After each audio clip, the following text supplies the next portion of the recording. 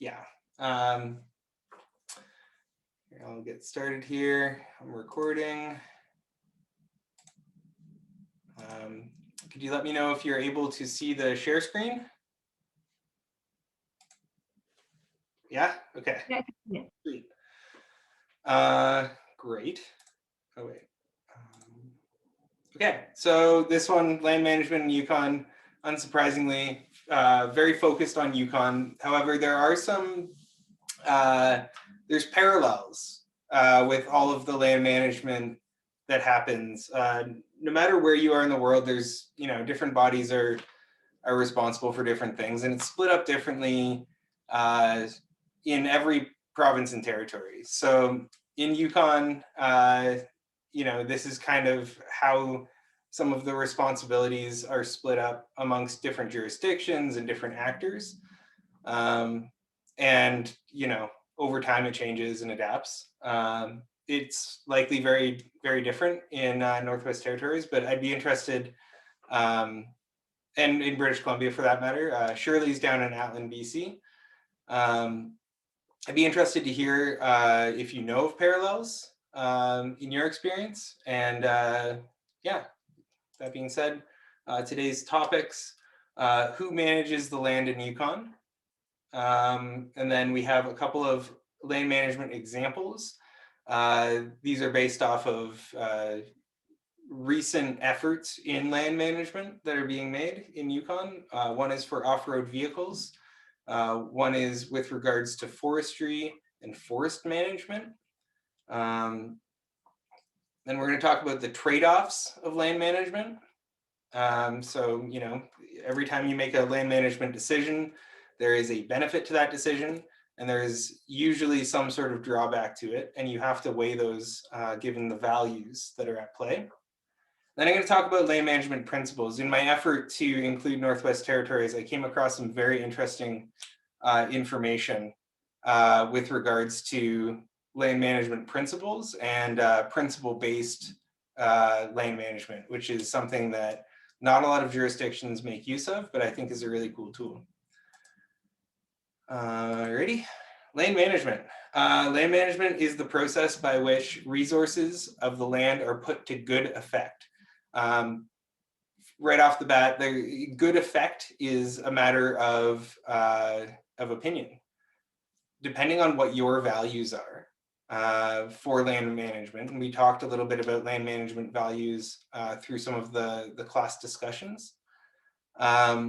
Depending what your values of land management are, good effect might mean different things. For somebody who really values land for its resources and for extracting those resources, good effect might mean mining very aggressively or opening up the tar sands. But I suspect that with this group that might not be the case. I think for a lot of us, good effect might mean something like sustainable land management, looking after the land so future generations can benefit from it. So, good effect is something that different jurisdictions and different land managers also will have different positions on. It's important, I think, for this class for, each of us to go through and kind of identify what is good effect to us, what is a good use of the land, and how do we manage that? Managing the resources of the land and their use, very generally. So it's not just maybe, what the resources of the land might be, but how can they be effectively used? And I had a discussion before the class the other week. I can't remember with who, but we were talking about how if there's a very efficient use of resources, if, for example, you cut down a tree and every bit of that tree is put to use and is used efficiently, then you need less trees to be cut down. So the efficient use of those resources is part of the world of land management. If you're just wasting the resources that you're getting from the land, you're going to need more of them, and you're going to have a greater impact on the land. So the next point, minimizing negative impacts to the land ecosystems, and the natural state. So negative impacts to the land, obviously, you can look at some examples. Some big mines, the Faro mine in Yukon is a famous polluted site. One of the most contaminated sites on the planet. I think that universally people would agree that that is a negative impact on the land. Sometimes negative impacts on the land aren't quite as obvious. It could be something as, that's almost invisible, like an inefficient use of the land-based resources, which requires you over time to consume more of them. Negative impacts on the land, just irresponsible development patterns, using more land than you need, things like that. Minimizing negative effects to ecosystems. Ecosystems is an interesting one. From the Western perspective, ecosystems are often pretty poorly understood on the individual level. And I think ecosystem management is often done better by Indigenous land managers because of the Indigenous knowledge at play. So, the histories of people clearing out streams before the salmon run, kind of cultural practices like that have evolved because they know that it's good for the ecosystem, because they've observed that over such a long time period. Whereas the understanding of ecosystems from a Western scientific perspective, often they're only studied for 4 months of the year, every 5 years or something like that. There's a very limited scope of understanding because of the small amount of time they're actually studied for. So although they are gathering, very precise data, they're not doing it over a long enough time period to really understand those ecosystems. And as a result, Western science is often catching up to effects that Indigenous land managers are kind of making, aware of much earlier. Then minimizing negative impacts to the quote unquote natural state, which again is a matter of interpretation. A lot of, again, from the Western worldview, people would assert that the natural state excludes people. But we know that people have been present, on the land for, forever, and have been part of the natural systems at play. So the natural state is something that, also a bit of a matter of understanding is different. Managing difficult systems, including common pool resources. Last week, we talked about Eleanor Ostrom and collective management of resources. And so managing a difficult system would be a case where Ryan brought up an example of two groups who in Northwest Territories who hunt caribou. And correct me if I'm getting this wrong. And they have different views on how the management of that caribou should be. And that is a difficult, complex system where you have people who likely have very informed perspectives on how to manage a resource, and their differing perspectives are likely a point of contention. Is that fair to say, Ryan? Yeah. Okay. Didn't want to misquote you. So, why manage land? It seems like a very, kind of like a silly question. But this is something that a lot of people will say. A lot of people think that you should be able to buy a piece of land, own it, and do whatever you want there, and not worry about any sort of consequences. And it's an unfortunate perspective that a lot of people have. The reason we manage land and that we don't allow people to do whatever they want is because, well, for many reasons, but because it can cause harm. If you don't manage land, ultimately there's different types of harm, but some sort of harm will occur. Examples of this, you know, I'm just going to turn on a light here. It's just before it gets dark. Here we go. Yeah, so I've got here risk reduction, things like wildfires. For the city of Whitehorse, where I'm located, forest fire risk is very high in this city. And a few years ago, we saw with Fort McMurray in Alberta, what can happen when high wildfire risk in an area goes left unchecked for too long. You know, famously, Fort McMurray, you know, they hadn't managed the forests around the city appropriately. They didn't have an appropriate plan in place for how to reduce the forest fuels. It's called fuel abatement, when you take, you know, dead wood and things that can you know, cause a forest fire to get more severe.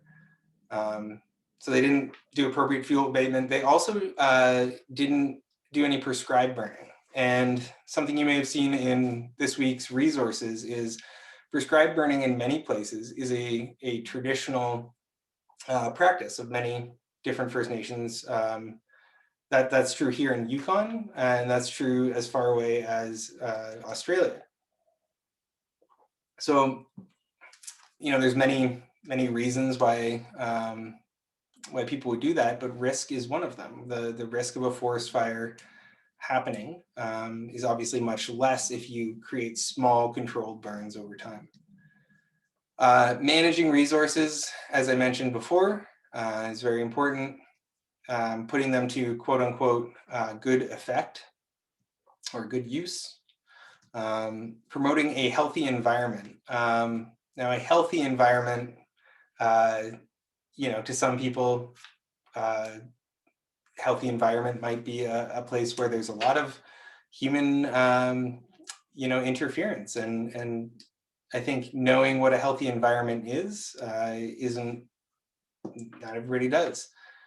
Honoring land values, I mentioned earlier. Knowing your land values and upholding them is a reason to manage land, and protecting the land for future generations. And I mentioned at the bottom here, there are many reasons to manage land. A lot of them are value-based. A lot of them are rooted in some sort of you know, sense that the land needs protection. And it needs protection from humans, from our interference, and from, you know, resource extraction and, you know, and development. So moving on to who is managing the land in Yukon, and what are they doing? So here we have, unsurprisingly, the government of Yukon is responsible for land management across the entire territory.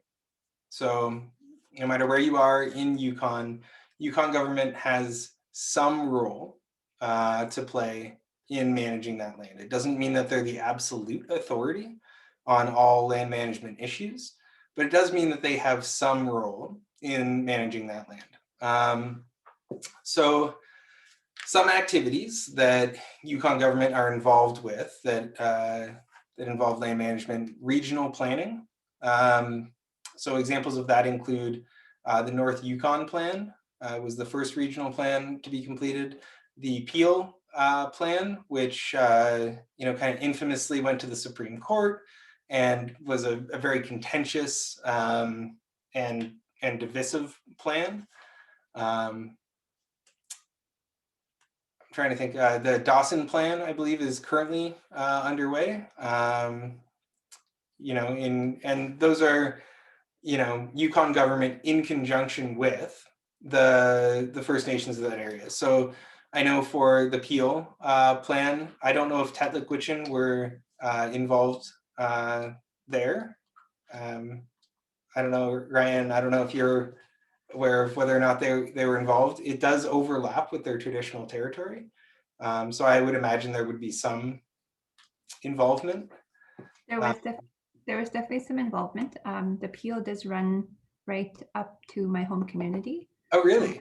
Yeah, yeah. I didn't know that. And then, of course, Nacho Nyack Dun, who are kind of Mayo and massive surrounding area, were heavily involved. So that's regional planning. It's huge. The Peel region, I believe, is roughly the size of New Brunswick. So, it's bigger than some countries. It's such an enormous area. So regional planning, because it covers such an enormous area, it's not able to get too specific about any one place. It's a very general plan. It's value and, kind of culturally informed, value-based. It's not the most specific type of plan. Typically with planning, the larger the area, the more general the plan is going to be. And the smaller the area, so, you think you get to the community level or you get to, even a parcel level, you're able to give a lot more specifics about the area. And you're able to get, really specific with what you should allow in that place. So there's regional planning, very big. There are other scales of planning in between regional and local area planning, but the next kind of common type of planning in Yukon is local area planning.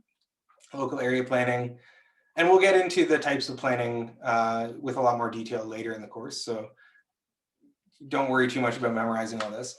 But local area planning is intended to manage what they call unincorporated communities. So an unincorporated community is kind of an area where a lot of people live, but there's no actual town. So an example of this would be, near Whitehorse, there's a Marsh Lake community. I've heard, I'm not sure. Oh, I was just gonna say Atlin is unincorporated. Atlin's unincorporated. I didn't know that. Yeah. So I'm not sure how that would work in BC, but I imagine a similar type of planning would be employed to local area planning if it's an unincorporated place. So yeah, I mean, Atlin's a town, but it's still not, it wouldn't fall under British Columbia's Municipal Act as a town. And that it's a legal thing, but it does make a difference for the types of planning that you're able to do. And so local area planning is a common type of planning for areas where people live, but there isn't like a city or a town in Yukon. Government of Yukon also has a role for permitting developments. So if you're going to build something, if you're going to build a house, if you're going to build, basically anything over 300 square feet in the Yukon, you're supposed to get a development permit from the government of Yukon. That doesn't always happen, obviously. People, build cabins and so on. And in fact, some First Nations, including, I believe, Teslin and Kwanlin First Nation, have other methods of getting around the development permitting thing on their settlement lands for citizens who want to build, cabins for trap lines and things like that. And we'll get into that later in the course. But some really clever ways of getting around needing the government of Yukon's approval for things on settlement lands, particularly around cultural practices. But typically, government of Yukon's involved with permitting developments. They're responsible for enforcing zoning regulations outside of the municipal boundaries. So outside of the city of Whitehorse and other municipalities like, Dawson, Teslin, Watson. They're supposed to enforce zoning bylaws. The government of Yukon has a bit of a different kind of enforcement regime than a lot of other places use. And it's complaint driven, which means that essentially you can build, something that is does not meet the zoning regulations. And unless somebody complains about it, the government of Yukon won't know.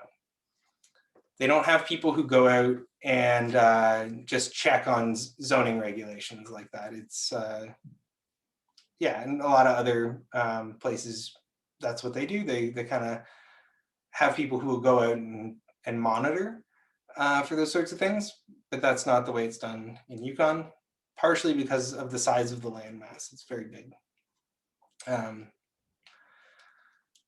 Then developing management plans for wildlife. Some management plans are specifically mentioned in the umbrella final agreement, another thing that we'll get into later in the course. But the umbrella final agreement is kind of the template agreement that allowed Yukon First Nations to negotiate for self-governance. It was created by the Council of Yukon First Nations and the Canadian government and the government of Yukon. So outside of very specific resources that are mentioned in the umbrella final agreement, the laws of general application apply, which is a fancy way of saying government of Yukon continues to apply their management of those resources. Developing resource plans to govern resource extraction. This is a very contentious one because resource extraction can have enormous impacts on the land. And to not include other land managers in these plans is, it's inappropriate.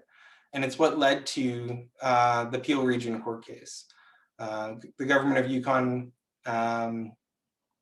essentially, they conducted a plan. They made a plan. They decided they wanted to alter it without input from other land managers, including the First Nations of the Peel region.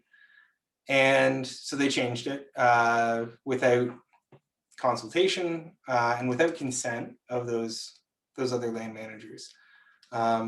It went all the way to the Canadian Supreme Court, where the Canadian Supreme Court stated that they weren't allowed to do that and that they had to engage with other land managers, particularly with the First Nations of the Peel region, in order for that plan to be valid. And that was a very, very big decision that the Supreme Court made. And it took a lot of power out of the government of Yukon's hands. And it's not to say they don't have a role, they do, but they have to collaborate with other First Nations. Luckily, the current administration hasn't tried anything like that, and hopefully those days are behind us. I guess I decided I would put a map of the area of the Yukon in case anybody was unfamiliar.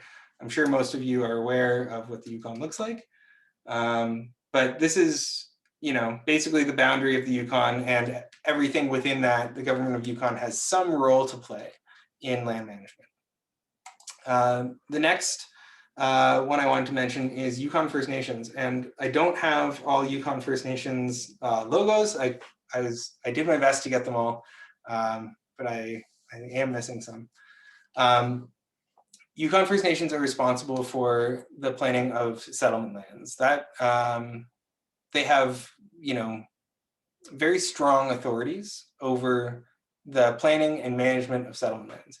They're able to pass laws that apply on those lands, and those laws, when they're passed, they displace any law that the Yukon government has passed for that parcel of land. So that's an incredibly strong management ability. And until Yukon First Nation creates a plan for an area, sorry, that should read until a First Nation passes a law for an area, the laws of general application apply. So for a piece of settlement land, if a Yukon First Nation hasn't passed a law with regards to how to manage that land, it's not like there's no management of that land. The Yukon government is still responsible for at least managing the land to a standard that they would apply anywhere else. If a First Nation wants to change that, they're able to by passing a law that basically says that they are going to displace the law of general application. The intention was always and is always that First Nations will pass these laws and take complete authority. However, there was worry when the final agreements were being negotiated that First Nations would be left kind of without any sort of management of their lands, and that before they were even able to pass a law, people would go in, build all sorts of houses or something like that, and it would just, you know, dump a bunch of garbage or something like that, and there'd be no management of those lands, and that people would take advantage of the lack of a law in the area. So as a stopgap, the laws of general application apply on an area.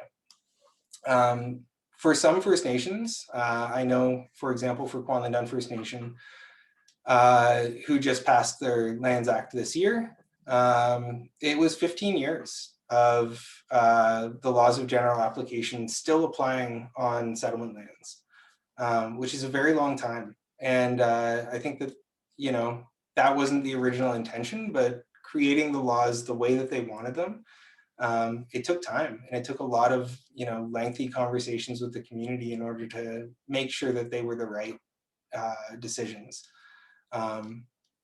And they also felt like, you know, there was a little bit less pressure because there were still enforcement of the laws. You know, when the land stewards went out on the land and they found people dumping garbage, they could go to Yukon government and say, you have to enforce on this. This is not okay. And Yukon government had to do something about it. Many plans, including regional plans, local area plans, official community plans. Official community plans are when there's a municipality. So like a city. The city of Whitehorse creates an official community plan. It's like the big plan for the city of Whitehorse. And resource plans, so how you manage a forest, how you manage, you know, mineral resources, or yeah, I mean, anything really, forestry, are done in partnership. So those are done not just by Yukon government, but they're done, you know, by Yukon First Nations, Yukon government, and other actors if it's appropriate. By partnering with other organizations, Yukon First Nations are able to see their values represented across not only the settlement land, so not only that one piece of the parcel of land, but across the whole traditional territory. And that's very important. It spreads their influence beyond, you know, finite parcels of land and across the whole traditional territory. Local area planning is a common one where you know, a Yukon First Nation might only have a few parcels of land, but they get a say in the whole plan. And they get a say in not just what happens on those parcels of land, but to the whole area. And it's important, you know, it's important for Yukon government to respect that in those processes. And in many cases, I feel like it's becoming the norm that Yukon First Nations are just a part of all planning, as it should be. Yeah, the other statement here, Yukon First Nations have been managing land since time immemorial and are the only land managers to have ever achieved sustainable land management in Yukon. So, you know, land management regimes before colonization were sustainable. And since colonization, they haven't been. And so by working with Yukon First Nations, you know, everyone is going to benefit in this arrangement. But I think a lot of what has to happen in land management in Yukon is going back to, you know, practices that have worked in the past. I just have a quick question. Sure. I've seen maps of like the traditional territories in the Yukon, but like that one, yeah, the one that you have on the screen right there. But is there a map, or do you know where to find one that shows just all the settlement lands across like all the First Nations, just to be able to see visually what they have control of? Absolutely. Or what they could. Yeah, no, that's a great question. I don't know that I've seen a single map for all of them, but what I could do is I could try and find the individual ones. I know that for Kwantlen First Nation, that's who I work for. They have 1,042 square kilometers of settlement land total, which sounds like a lot, but it's actually only 6% of their traditional territory that they have settlement land on. So influence over the traditional territory is incredibly important, because most of the land that Kwantlen traditionally used and uses today, the vast majority of it is not settlement land. Yeah, so I think that's a great question. I will look for something like that, and I'll have to get back to you on it, but it would be very interesting to see. Thanks, Shirley. I have a quick as well. Yeah, go ahead. Just in regards to the laws of general application, and you said that Kwantlen has their own Lands Act now? That's right. Is that what you said? So that the laws of general application don't apply anymore? That's correct. Okay, so who enforces? So when you're displacing a law, you don't have to displace the whole thing, which is great. Yeah, so luckily, in the case of Kwantlen First Nation within the city of Whitehorse agreed to work with Kwantlen First Nation to enforce the bylaws, and also to work with Kwantlen in developing bylaws that they would enter into their own zoning, their own bylaw regulation. So that's inside the city. Fewer laws had to be displaced because of that. Outside of the city, however, there was less comfort with the way that some of the laws were developed and the way that they were managed. So they displaced portions of the territorial act. They had to be very careful in saying, we're only doing these pieces, and specifically saying we are not displacing elements around enforcement. Yeah, especially around enforcement. So it's a really good question. Just because, Kwantlen First Nation is not going to have the capacity to enforce on these things. So yeah, so they still adhere to the criminal code and all of these other I can't remember the name of the judicial act or whatever it's called, but yeah, like the enforcement related laws are all in place, but the things that they enforce on are different. So an example would be on a piece of settlement land. You might have a house that on fee simple land, not on settlement land, that has a certain zoning bylaw that, say they need a certain amount of land, yada, yada. On Kwantlen land, it might be different. It might be, you can have a smaller piece of land or you can have a larger piece of land. You might be allowed to build an extra garage, things like that. And they'd be enforced by the same body, but the rules would be different depending on where you lived. Does that make sense? Okay, I'm explaining that okay? It's a lot to digest all at once as well. And we will get into some of this stuff in more specifics throughout the course.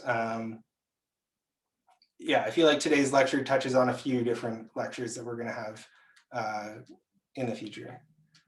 Duncan, I got a couple comments. Yeah, go ahead. I guess covering Shirley's comment about the map.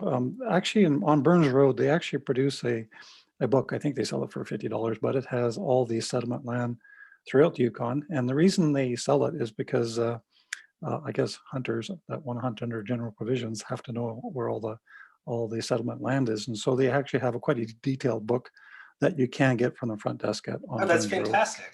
Yeah. You can get that on And- Burns Road? Yeah, but it costs like $50. It's a very well done booklet, but I'm not sure they have it in stock all the time, but they do produce it there. Okay, well, I'll look into that. Okay.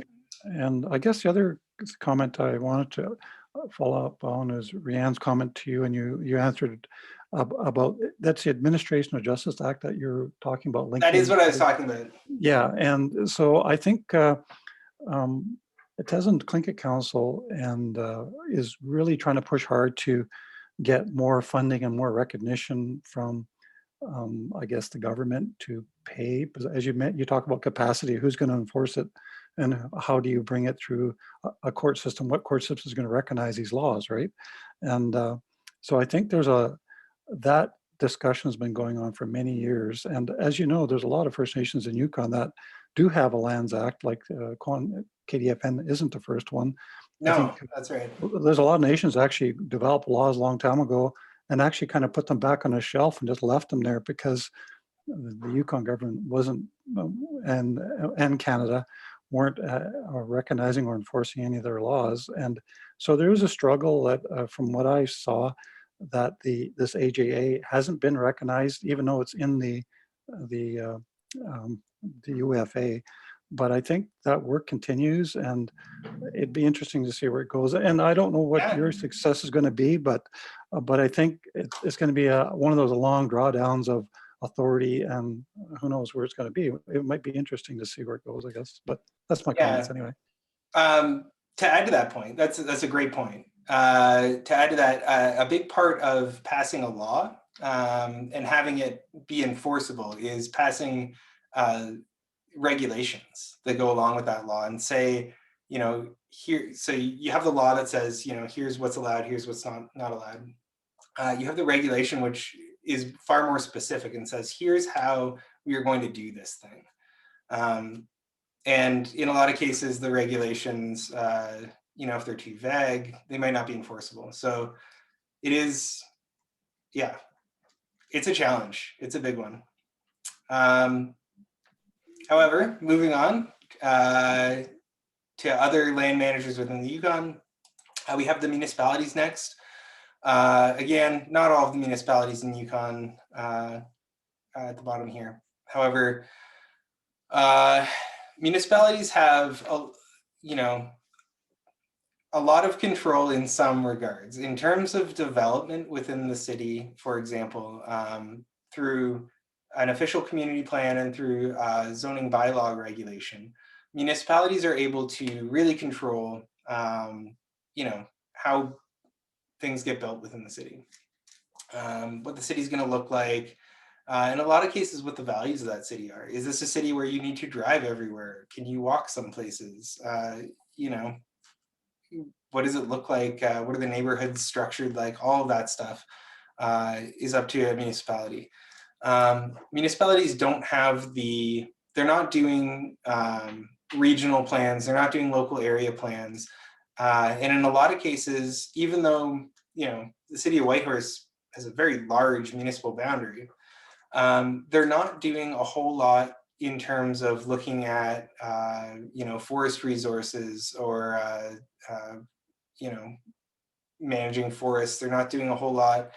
They are doing a little, but they're not doing the same type of work that you'd see in other planning in terms of managing for wildlife. In a lot of cases, their focus on heritage might be colonial settler heritage. You see a lot of municipalities talking a lot about gold rush era stuff and so on. So they're not taking that broad perspective, and they're not necessarily including a holistic perspective in their planning. It's often very focused on development and to the exclusion of the natural world in a lot of cases. There are, of course, wetland considerations that they make and pollution type considerations, but often it's because of the impact it would have on people, not because of the impact it would have on, you know, the animals or the ecosystems. A good example of this is a lot of environmentalism that happens within municipalities is really driven by, you know, will the water be drinkable to the citizens of that city? Will the air be breathable to the citizens of that city? Not, you know, will this water poison the salmon in the river or things like that? And that lens that municipalities tend to have is a symptom of kind of what their jobs as defined by the Municipal Act are, which is very much to manage the growth of the city. So there's this perpetual growth perspective that they have. I'm going to talk a little bit less about municipalities throughout this course, but if you have any questions on it, I'm happy to talk about it. But I think municipal planning and development leaves a lot to be wanted, you know, as it currently stands. Here I have a few different maps. We've got the city of Dawson on the bottom there, the city of Whitehorse, and Watson Lake. Relatively enormous municipal boundaries. So they are managing, you know, for the city of Whitehorse, Yukon River running right through the middle of town, managing a very large area overall, and not just managing developed area. There's a good portion of land within the municipal boundary of the city of Whitehorse that is, although it's quote unquote municipal land, it's never been developed, a lot of it. And so, you know, there is a role for the city to play in managing, you know, forest resource is a good one. Forest fire risk, you know, they have a lot of forests that need management within the city limits. So the next thing I'm going to talk about is not necessarily a land manager, but a land management kind of regime. The Yukon Environmental and Socioeconomic Assessment Board. I'm not going to get into this a ton in the course. There are other courses that cover this better, but YESAB, as it's known, is a development review board. It was developed through Chapter 12 of the Umbrella Final Agreement. And YESAB's role is to evaluate the impacts of developments. It doesn't matter if it's on settlement land or if it's on Crown land. It's a common review that happens. And then they provide a recommendation to a decision body, as they're known. And the decision body is whoever's land it is. So YESAB, if there's a development happening on First Nation land, YESAB will make a recommendation to that First Nation. Here's what we think about this development. You know, here are the environmental impacts we see it having. Here are the socioeconomic impacts that we see it happening there. Yeah, it's not necessarily a completely holistic perspective. It doesn't necessarily include all of the cultural considerations, but it's pretty good. It's a pretty good, you know, common framework that things, you know, no matter where they are in Yukon or whose land it is, there is this board that assesses it and provides a recommendation. They don't make the decisions. At the end of the day, it's still, you know, if it's on settlement land, it's still that First Nation that makes the call. If it's on Yukon land, it's still Yukon government that makes the call at the end of the day. But they have this other party there kind of giving them a sober second thought and a critical look at it. They have a role to play in that, you know, it slows the process down a little bit. If you're doing something egregious, then it's going to become public knowledge. There's a public engagement part of the review process.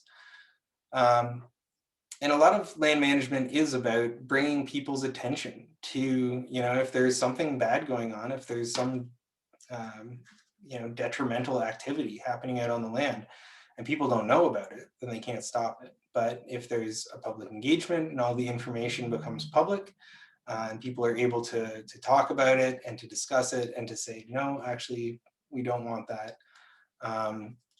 So, it's a hugely beneficial thing. And in that sense, it allows, the values of everybody to be heard in the management of Yukon's land, which is, I think, the most important role that YESAB serves, is when people contribute to the YESAB process and speak up about their perspective on the projects.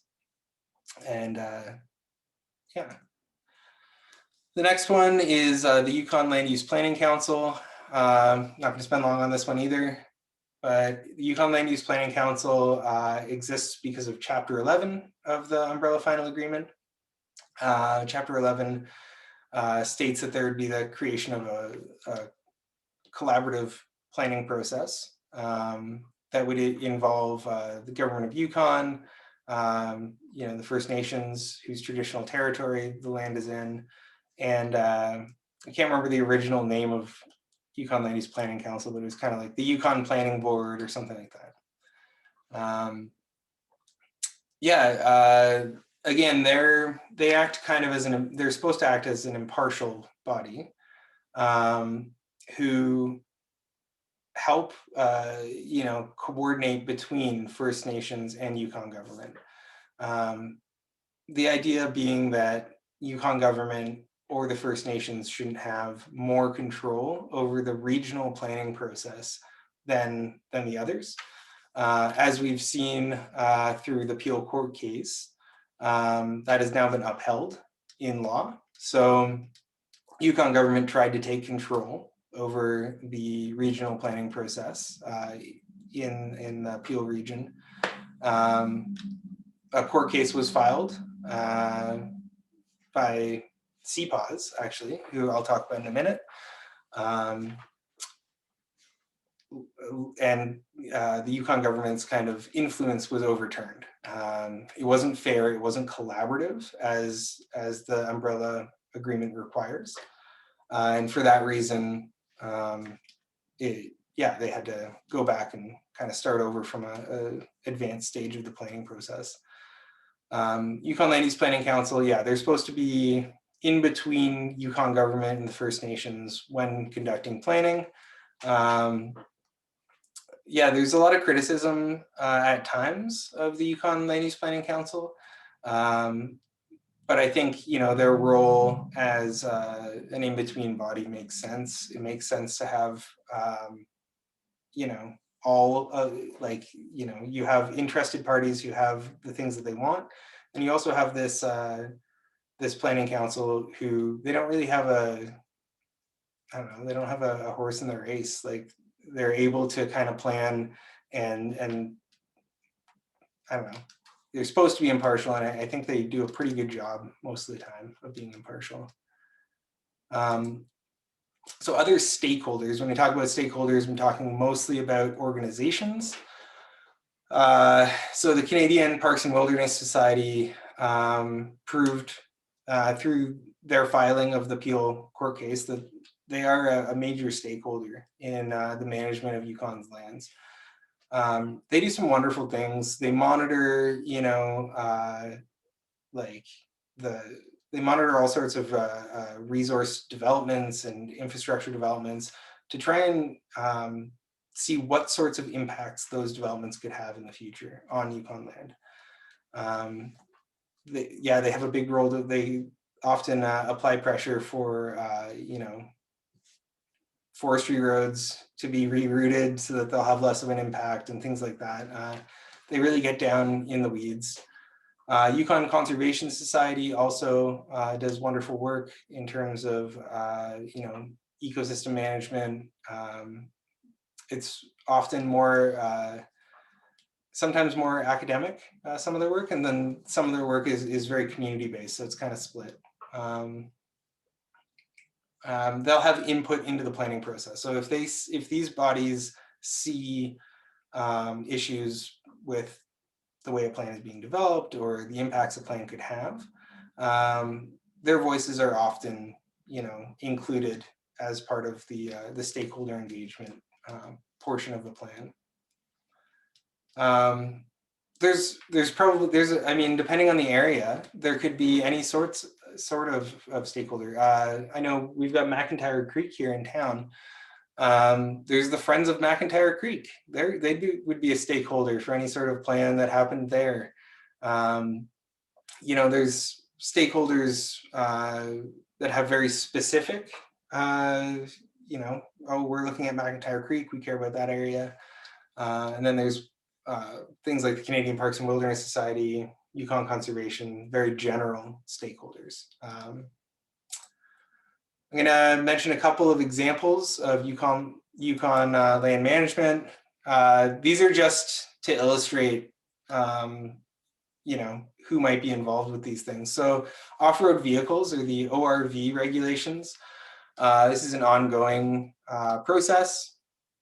I believe Yukon government is close to issuing these regulations, but off-road vehicles can cause pretty significant impacts on the landscape.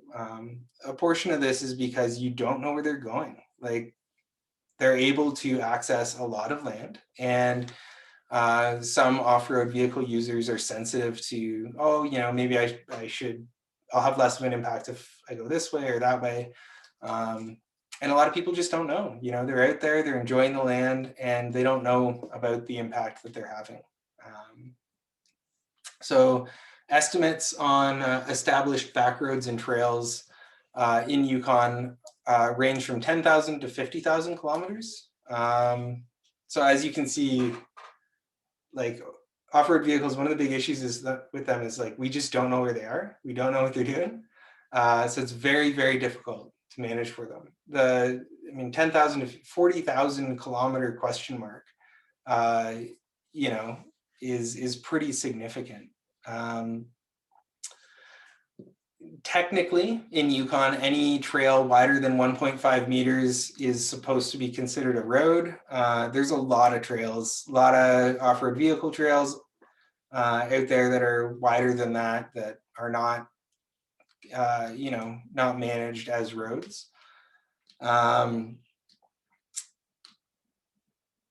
Yeah, I would say, even though many trails are illegal, they might be, almost nearly impossible to close off if you wanted to. You close them off, somebody just goes around it anyway.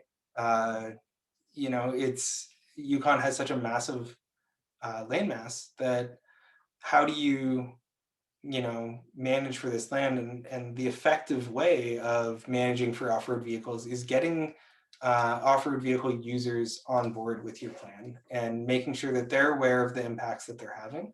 So having these conversations, the approach that Yukon government's presently taking with the ORV regulations, I hope is a first step. It's important to have a common set of rules placed out there, but I think if they want this to be an effective approach, what they're going to have to do is include off-road vehicle users in conversations and make sure that they're first off aware of the impacts that they're having and are aware of, what are the easy ways to minimize your impact when you're out on the land.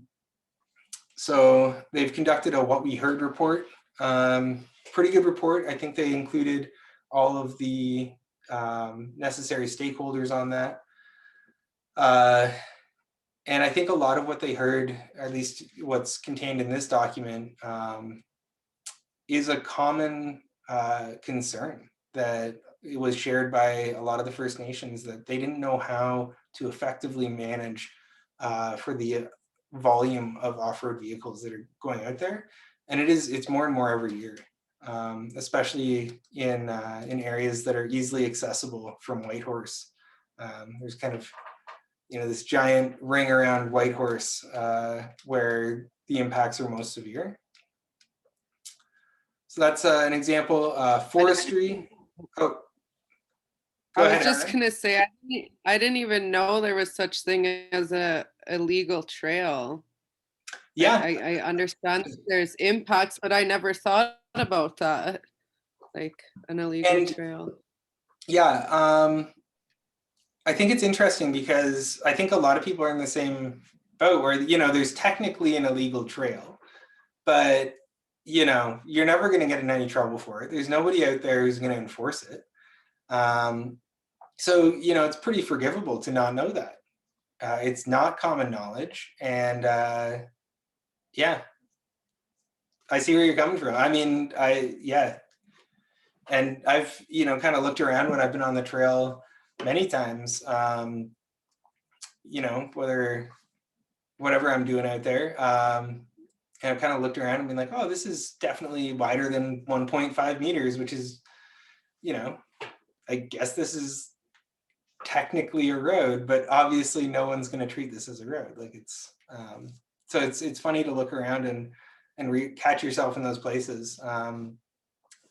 Not too long ago in Whitehorse, there was a ski trail cut up, the Skyline Trail, just off of Fish Lake Road there. Very popular skiing kind of destination.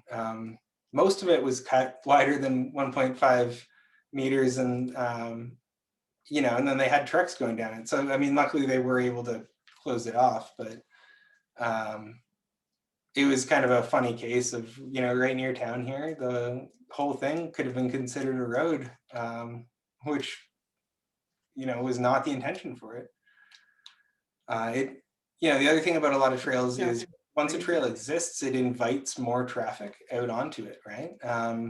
So often the people who are first kind of out there cutting the trail, like they know a lot about the land. They're not messing around, right? Like they're out in new territory. Whereas people with a lot lower levels of experience are comfortable following a trail that already exists.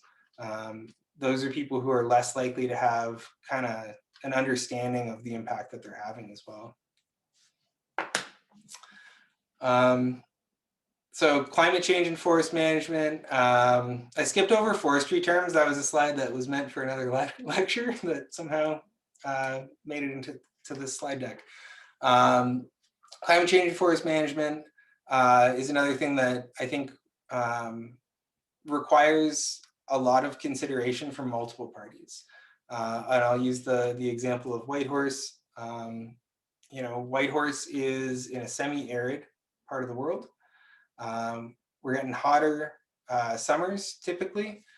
And, you know, it's going to require collaboration between the First Nations of the Whitehorse area, the city of Whitehorse, and Yukon government in order to effectively manage the forests in the area. Presently, around the city of Whitehorse, very high forest fire risk. And if it's not effectively managed, the risk is just going to increase every year. And the severity of the, you know, the risk increases as well. If a forest fire does, you know, come into this area, it has a higher chance of being a more severe fire as more time passes. I'm not going to read this whole slide deck. Yeah, we'll get further into some of the forestry stuff later on in the class. The final thing main thing I want to talk about today is the trade-offs of land management. So in a lot of cases, there's a trade-off associated with land management. When you think about that original term of using a resource to good effect, you know, you think about mining can be harmful to the environment, but a lot of elements around our lifestyles require some mineral extraction, right, of some sort. So, you know, determining where the line is between protecting the environment and making use of the resources has to be done in a, you know, in a responsible way, and it has to be done in a methodical, culturally sensitive way. So, you know, determining how significant is the damage to the environment, if there is any, and who decides what the damage is. You know, if you're allowing a company to determine the significance of an environmental impact, you're probably going to get a very different perspective than if you ask, you know, somebody who has a strong relationship with that landscape. Can the environment be repaired? Again, that's really a matter of opinion. Some people say that once, you know, a mine goes in, that environment can be 100% totally repaired. But I think that most people see those impacts as pretty permanent and very significant.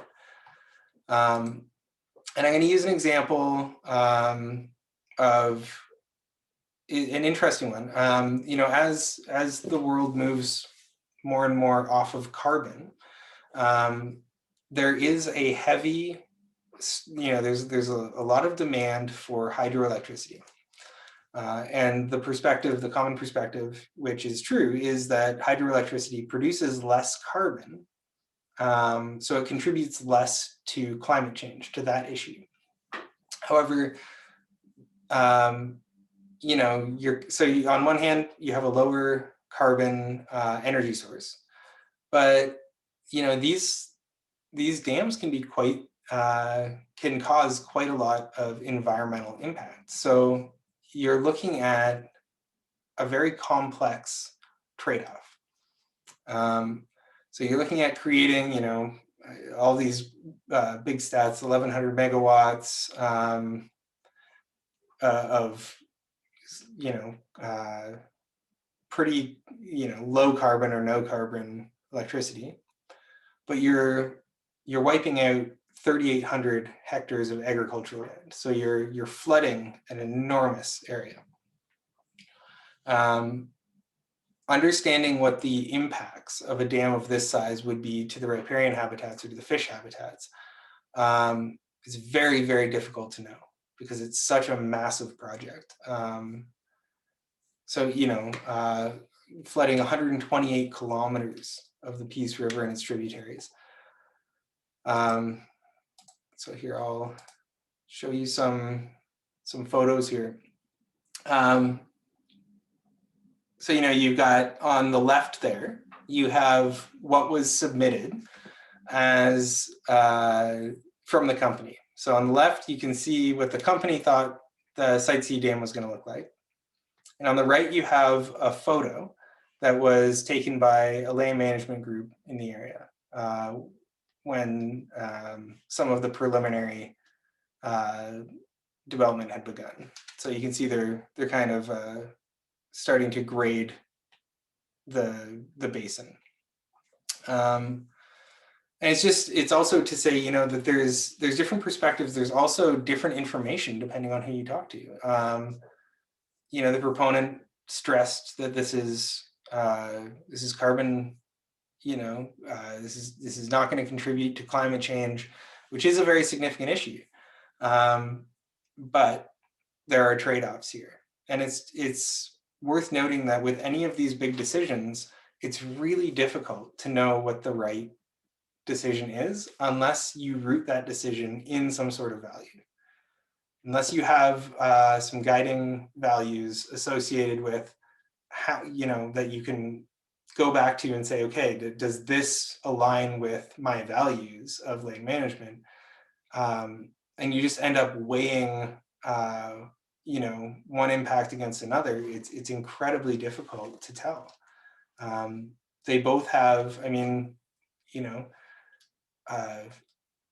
yeah, climate change is a significant issue. It is also a significant issue to impact to fish habitats and all of the ecosystems there. You know, what's the lesser of two evils here? It's really difficult to say.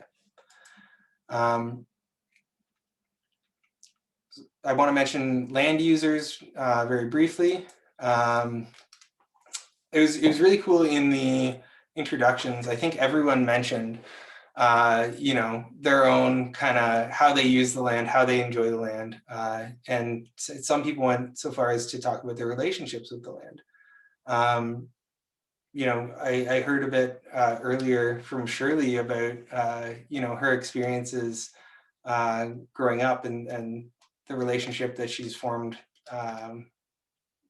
Yeah, I can't remember the name of the river, Shirley. I apologize. On the Nakana River. Nakana, yeah, your relationship with the Nakana and your family's camp there. You know, as you're out on the land, you have an impact, but then you also have the ability to contribute knowledge to land management. So even though you might be hiking or, you know, hunting, sledding, mountain biking, off-roading, foraging, camping, whatever, you know, you are out there, you're understanding the land, you're learning about the land, and you know, that is important knowledge that needs to be conveyed to land managers in order for them to have a full picture of, you know, what their own impacts are. If you are a land manager and you do these things, I think you've got a leg up, which is part of the reason why I think Indigenous land managers are doing such interesting work, is because they really know the land. It's not from behind their computer. It's not a desktop exercise. They're out there, you know, on the land, talking to land users and getting that information. And they are themselves land users, which is very important in order to do a good job and to know what those impacts are. I'm going to skip over hunting and land management. I think hunters have an incredibly important role to play in land management. But I'm going to skip over it for now. I want to talk about these land management principles that I found from Northwest Territories. So this is from, I can't remember the website, but it's from, I believe, the government of Northwest Territories. And my understanding is that land management decisions in the Northwest Territories, they have these guiding principles that are meant to guide their decision-making process. I don't see this with a lot of government agencies. And I think it's a really good way of, you know, guiding your decision-making process. Like I said earlier, if you don't have some sort of values or principles to rely on, you end up getting lost trying to weigh these trade-offs that end up being made in forest management in land management decisions. So the principles from the Northwest Territories: balanced and sustainable land management decisions consider ecological, social, cultural, and economic values to ensure maximum benefit to current and future generations. That's a wonderful principle. You're looking not only at the present, but at the future. And it is, you know, obviously a holistic perspective. You're considering ecological, social, cultural, and economic values. So you're not just weighing the cost of something or the profit you would make against the impacts on the environment, but you're looking at, well, how are the people affected as well? Responsible and responsive. I think that's an interesting one. Obviously, a little bit more flexible than the first principle, but I think responsive land management requires that when it allows you to learn lessons as you move forward in managing land. So although you might make a responsible decision given your information today, if you have new information tomorrow, you might have to revisit that decision. Respectful, I think, is, you know, obviously a very important principle. And I think, I think that's one that different people might read differently depending on their values of what respect means. To me, respectful land management is respectful of the land and, you know, the plants and animals, you know, that live there. Relevant and informed. I think is also a very good one, focusing on, you need good information to make good decisions. Coordinated and collaborative, working together with groups. Collaborative, I think, it's what we're supposed to be doing. It's how you, as we talked about last week, it's how you solve the tragedy of the commons, is by working together, involving as many voices in the decision-making process as possible, so that you get a full idea of what you're doing and the impacts of your decisions.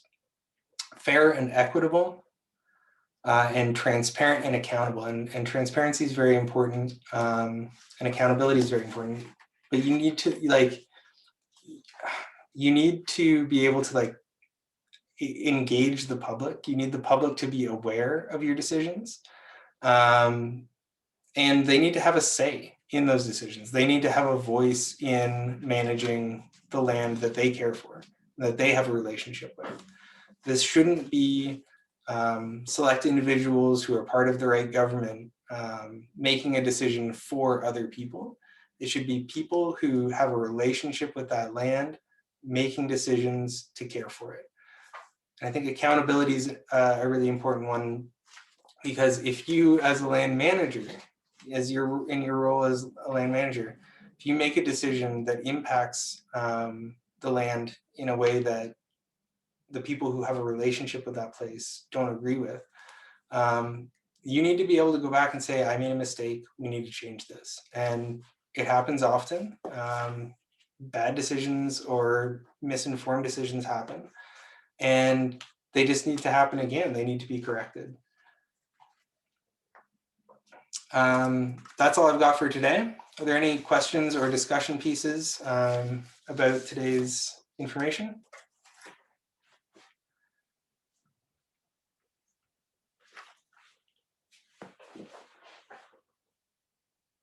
All good?